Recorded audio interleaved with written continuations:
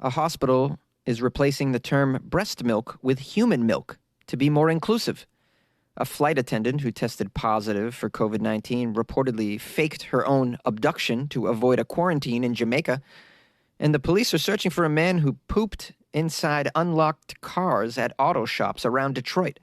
These are the weird stories for Wednesday on Weird AF News. This is the only daily weird news podcast created inside a closet. Oh yeah, baby. A hospital replaces the term breast milk with human milk in order to be more inclusive. A hospital in the United Kingdom announced that they're going to be using some language that is more inclusive for transgender and non-binary people inside their facilities. Here's a quote from Brighton and Sussex Maternity. Our approach has been carefully considered to be inclusive of trans and non-binary birthing people without excluding the language of women or motherhood. That was on Twitter. The tweet included a 19-page document that has a table of gender-inclusive language that the staff can now use. In the table, breast milk changes to human milk, breastfeeding changes to chest feeding, and maternal changes to perinatal.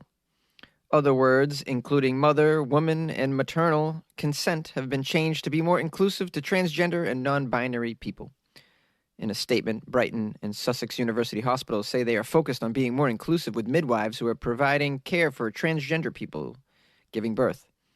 I'm looking forward to a time when this standard of inclusive care is in fact business as usual for the whole of the NHS. That being said, improvement has to start somewhere, and I'm particularly proud of all the hard work our service has put into this award-winning work.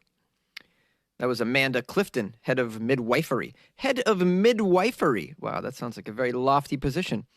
I apologize for giving her more of a he-him accent there. Please forgive me. I'm a little confused with some of the language here. Maybe some people who listen to the show could clear this up for me. How is calling it chest milk instead of breast milk inclusive? Like, I'm just missing it here. It's offensive to trans people to call it human milk instead of breast milk, and breastfeeding instead of chest feeding. Milk comes from a breast. Last I checked. I mean, unless you're not, doing the breast milk thing, you're buying it in a can, or I don't know. What do they come in? Bags? You could buy store-bought milk, but at the end of the day, if it's from a breast, it's breast milk. You could call it human milk. I'm okay with that. In order to get scientifically specific, that's I can see why you would call it human milk, because in there's cow milk that you could get at the store. There's almond milk, which I'm dreadfully afraid of, having a nut allergy. But I don't see how calling it breast milk is offensive to transgender or non-binary people. I mean, even transgender and non-binary people have breasts. Men have breasts. At one time, I imagine men were having their breasts suckled. They were feeding another organism. I mean, we don't really do that anymore. I mean, over time, the male breast has gone defunct for some reason, which is disappointing because it'd be kind of fun to shoot milk out of my breasts. Shoot it at your enemy. That's strange, Jonesy. Yeah, I know. I oftentimes take these stories to a strange place. You got to forgive me. Maybe I'm dumb, but I don't understand why this is all offensive to transgender and binary people. Breastfeeding changes to chest feeding. I mean, if you are feeding a child on your chest and not using your breast, then that would be chest feeding. But if you're feeding a child on your chest using your breast, that would be breastfeeding. But this is a now offensive term. Can someone please clear this up for me? I would love to get to the bottom of this.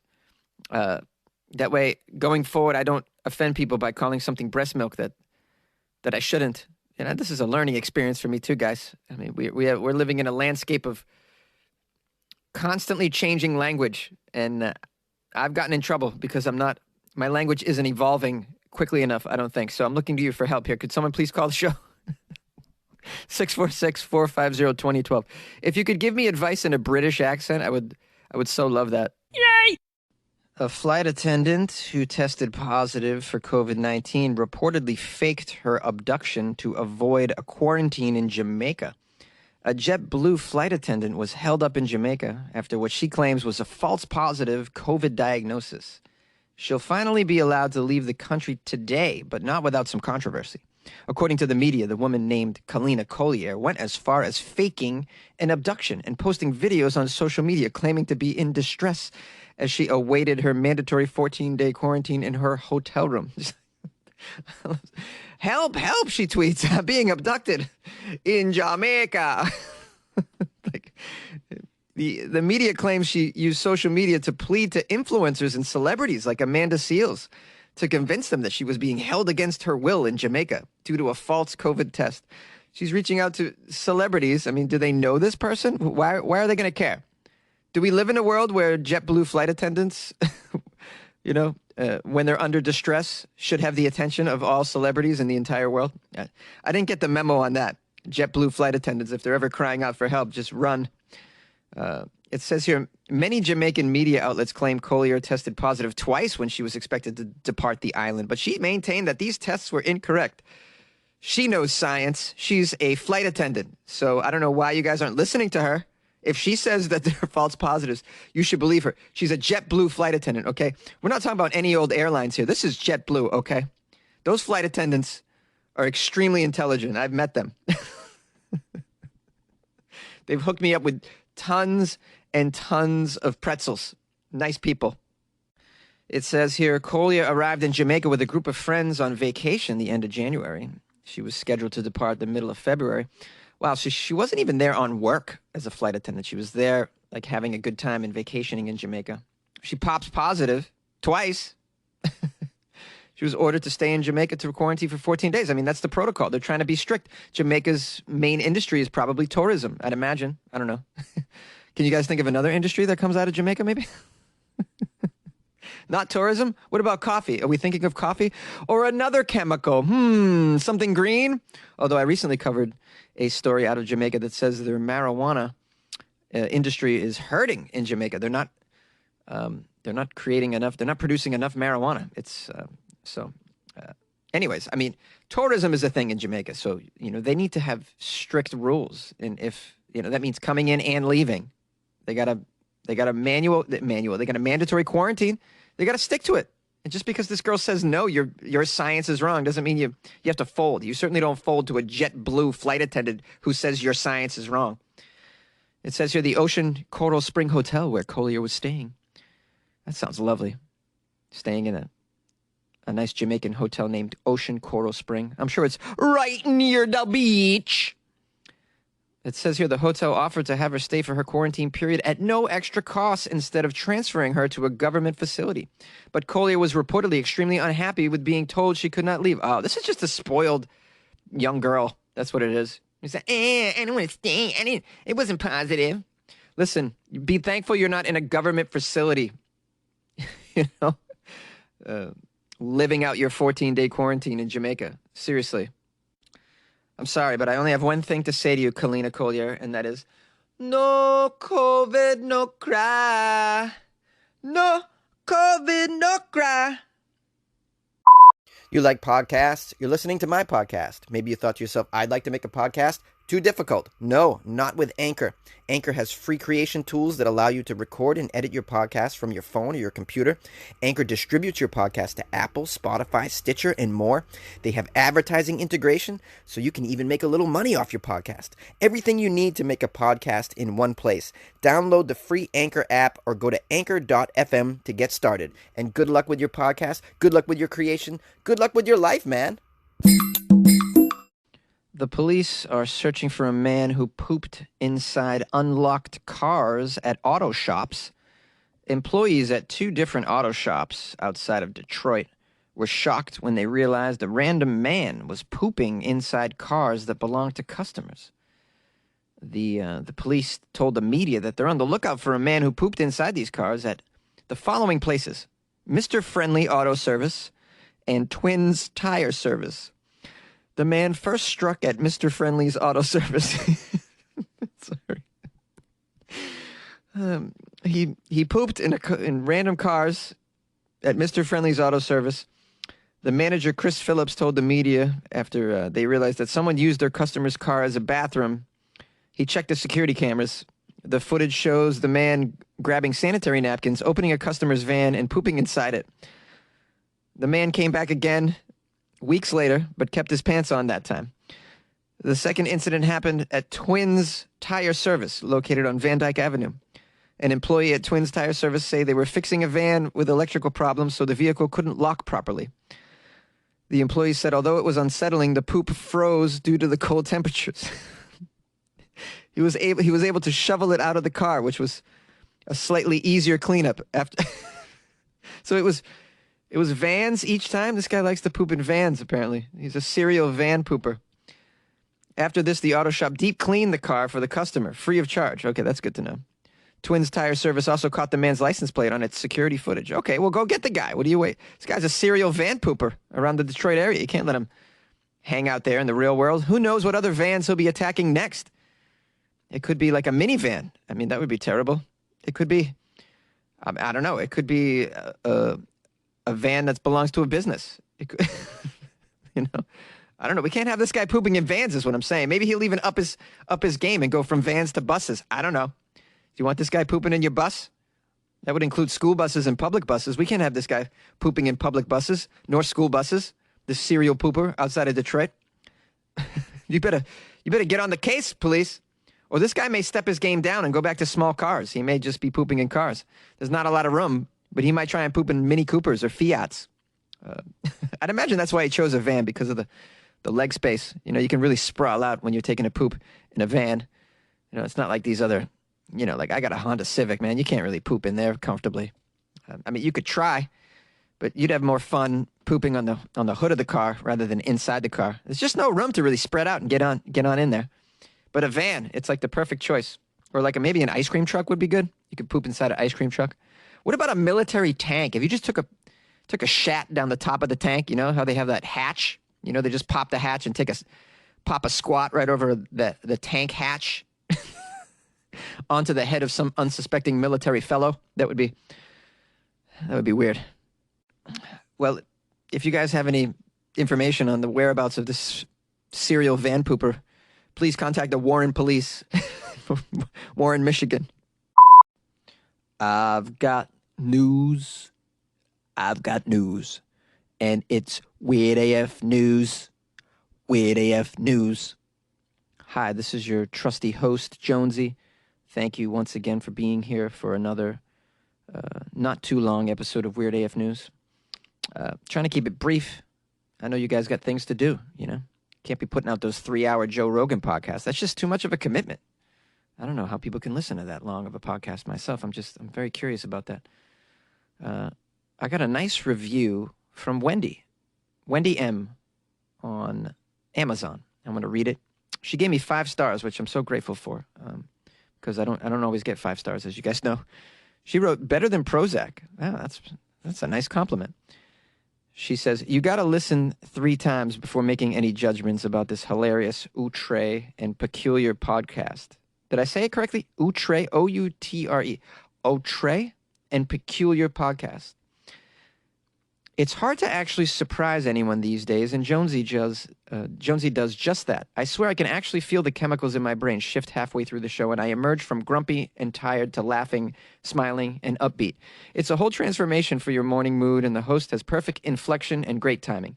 The weird news is, in fact, weird AF, and I just adore this original gem. So happy I found it and stuck with it for more than a couple of episodes. Huzzah, Jonesy, huzzah. Huzzah. H-U-Z-Z-A-H. I think I said it correctly, right? Is it huzzah? Is it huzzah? It could be huzzah. I hope I'm saying it right, Wendy. I hope I did your amazing review some justice. It's an amazing review, really. It's one of my faves. It was so lovely. Very creative. You're a funny person. And I really appreciate you taking the time to write something positive about my show. It means a lot, and so I'm very grateful. If you guys ever do write me a review, the places to do it seem to be Amazon and iTunes, also known as Apple Podcasts, but there could be other places. And if you happen to write a review somewhere, please screenshot it and send it to me. Otherwise, I'll never see it because I only check those places. I don't know where else to go, really. But if you leave it there, I'll surely read it on these other places that I've mentioned. And of course, I could use all the positive reviews I can get these days. So that's nice if you guys could take a moment to do that. If not, no problem. I know everybody's busy. I do want to also mention if you'd like to support the show by throwing a couple bucks for production and things, I would appreciate that as well. You can go to the Patreon to do that. Patreon.com/weirdafnews. And you don't just, it's not just like you're throwing your money away. You actually get some extra Weird AF content. A lot of it, actually. There's so much to get through in there.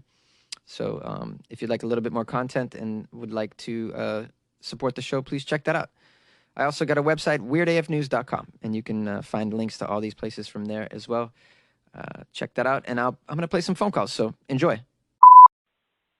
Hey, Jonesy, I just wanted to comment on the story about people having sex in their cars that you were just talking about. I just got done listening to the show, and so when my ex and I, we just broke up, so he, since the pandemic and everything, and people have been like living with their families and, you know, hard times and whatnot, so he was living with his grandmother, and she's obviously old, and he, you know, didn't want to bring anybody over there, and I had an asshole roommate, and he didn't want anybody over at the house either, and so we literally did it in the car, like, all the time, everywhere, every day, wherever we could. So that's probably what's going on. I get it a lot of times just from personal experiences. So yeah, there's some food for thought about that. All right, thanks. Hey, Jonesy. How should I wonder how you doing, man? Or instead of Jonesy, should I say Jace Bolarin? It's me, Gerald. You remember Gideon Jura from high school? Yeah, man. How's it going? Been a long time.